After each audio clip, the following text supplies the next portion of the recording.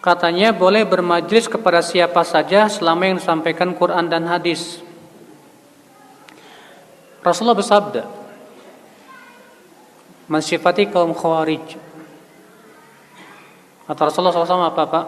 Tentang orang Khawarij, yaqra'unal Qur'an. Mereka membaca Al-Quran dan bahkan menghafal Al-Quran. Yaquluna min qawli khairil bariyah. Mereka juga membawakan sabda-sabda Rasulullah SAW. Yamruquna minad din, tapi mereka melesat dari agama. Kama yamruqus sahmu minar ramiyah, seperti melesatnya panah dari buruannya. Ternyata Rasulullah mensifati orang Khawarij itu bawa Quran, bawa hadis. Tapi subhanallah orang Khawarij Rasulullah sebutkan apa? Melesat dari agama. Yang salah ini Quran atau hadisnya atau apanya yang salah, Pak? Pasti yang salah pemahamannya. Makanya kalau ada orang berkata yang penting ustadz itu bawa Quran dan hadis, belum cukup. Kenapa? Buktinya Rasulullah mengabarkan tentang kaum Khawarij, dia bawa Quran, bawa apa? Hadis. Dan ternyata hasilnya malah melesat dari agama. Aneh. Makanya Rasulullah SAW mengingatkan dalam hadis yang lain tentang pentingnya mengikuti pemahaman siapa? Pemahaman para sahabat, para tabi'in, para tabi'ut tabi'in. Al-Quran juga mengingatkan itu. Dalam surat At-Taubah 100, was-sabiqunal awwaluna minal muhajirin wal ansar walladzina taba'uuhum biihsan radhiyallahu anhum wa radu'an. Dan orang-orang yang pertama kali masuk Islam dari kalangan muhajirin dan ansar. Dan orang-orang yang mengikuti mereka, mereka siapa di sini? Muhajirin dan ansar. Allah ridho kepada mereka. Dan mereka pun ridho kepada Allah. Allah ridho kepada muhajirin dan ansar, dan Allah ridho kepada orang yang mengikuti muhajirin dan ansar. Berarti kebalikannya, Allah tidak ridho kepada orang yang tidak mengikuti muhajirin dan ansar.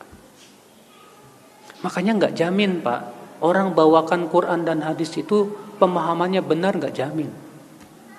Bapak tahu nggak, orang liberal pun bawa Quran hadis Bapak. Orang liberal untuk mengatakan plural, semua agama sama, itu ditetapkan oleh Al-Quran kata mereka. Mereka berdalil dengan surat Al-Baqarah 62. Innal ladzina amanu wal ladzina hadu wan nasara wasabiin man amana billah wal yawmil akhir wa amila shalihan falahum ajrum 'inda rabbihim wala khaufun 'alaihim wala hum yahzanun. Sungguhnya orang yang beriman, Yahudi, Nasrani, Sabiin, siapa yang beriman kepada Allah dan kehidupan akhirat, surga. Tuh lihat. Jadi sebenarnya semuanya masuk surga, cuma caranya aja beda-beda. Kita katakan ini yang salah ayatnya apa pemahamannya ya? Gak mungkin yang salah ayatnya Pak, pasti pemahamannya yang salah. Makanya dari itulah ya akhi, ya, gak cukup kita katakan yang penting dia bawa Quran dan hadis. Kita katakan kita lihat pemahamannya sesuai dengan pemahaman siapa. Kalau dia pahami dengan akalnya sendiri, bahaya Pak, bahaya. Makanya Umar bin Khattab bertanya kepada Ibnu Abbas, hai Ibnu Abbas, aku merasa heran, kata Umar bin Khattab. Heran apa ya Amirul Mukminin? Ini kita umat Islam ini Qur'annya satu, nabinya satu, kiblatnya satu. Tapi kenapa kok bisa pecah belah ya? Apa kata Ibnu Abbas dengan jawaban yang luar biasa? Hai Amirul Mukminin, kita para sahabat belajar bersama duduk di majlis Rasulullah. Kita melihat bagaimana Rasulullah mempraktikkan Quran, bagaimana Rasulullah menafsirkan Quran, dan kita memahami langsung dari Rasulullah SAW. Dan nanti akan ada suatu kaum yang mereka memahami Quran dari pemahaman sendiri. Kalau mereka sudah memahami dengan pemahaman sendiri, ikhtalafu, saat itu mereka pasti berselisih. Subhanallah, jawaban Ibnu Abbas radhiyallahu anhu arda. Makanya akhi, sebaik-baik pemahaman siapa? Sahabat. Iya. Itu yang sudah terjamin. Ya udah, kita gali pemahaman para sahabat dalam kitab-kitab para ulama banyak, alhamdulillah.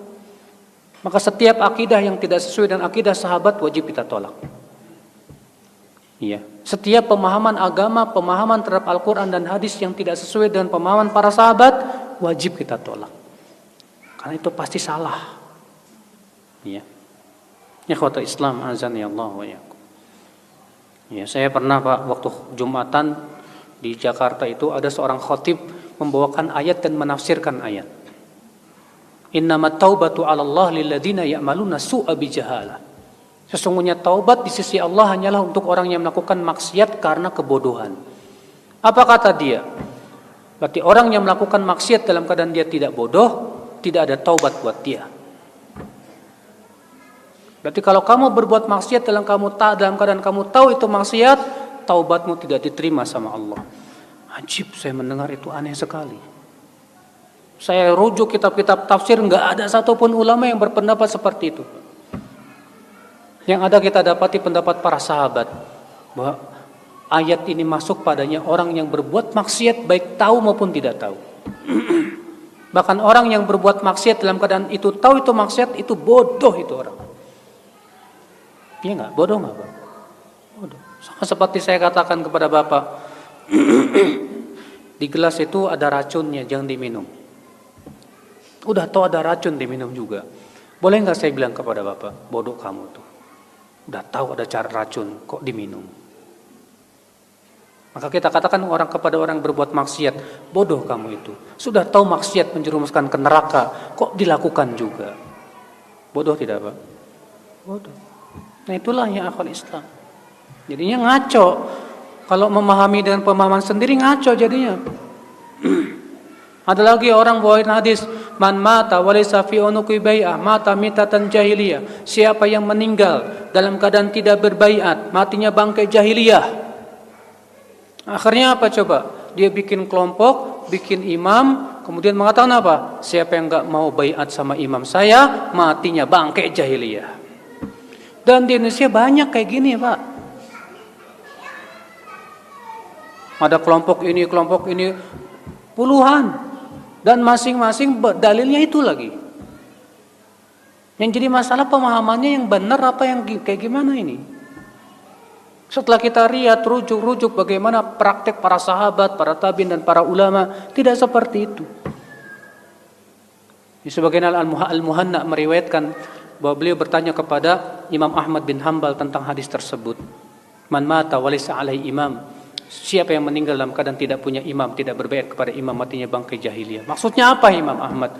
Apa kata Imam Ahmad? Atadrimal imam. Tahu enggak siapa yang imam yang dimaksud dalam hadis tersebut? Hu an yaqula kullu muslim hadza imam. Itu yang diakui oleh setiap muslim itu imam. Bukan hanya satu kelompok tertentu. Ini pemahamannya Pak, yang harus kita luruskan. Makanya sekali lagi ya, nggak cukup hanya sebatas membawakan Quran dan hadis. Sampai kita lihat pemahamannya sesuai nggak dengan pemahaman salafus saleh. Ya.